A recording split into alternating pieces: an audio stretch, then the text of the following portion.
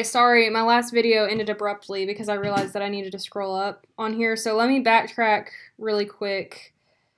Sorry about that. To this thing up here, this post talks one. Excuse me. So here's the output where I got that information that I was talking about before I started talking about plots.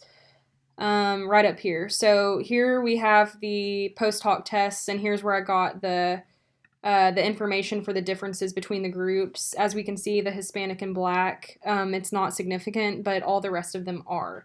And then whenever we scroll down, that's whenever we get the lower and upper confidence interval, lower and upper bound, and then the B estimates, or the B values, are right here. Okay, so I just had to go back and do that because I realized that I wasn't, like, talking about this output up here. So, moving on from the plots, let me get back to my thing. Okay, the next step that we need to complete is to check for the homogeneity of regression slopes. So, to put this in different terms, this means that the outcome variable and the covariate relationship should be similar at different levels of IV of race. This can be done in 3 ways, as shown below.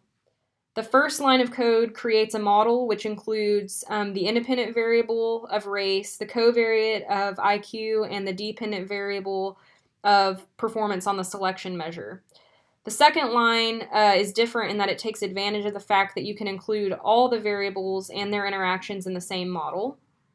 And then the third line, and the third and final method to do this, is to update our original ANCOVA model to include the interaction term using the update function.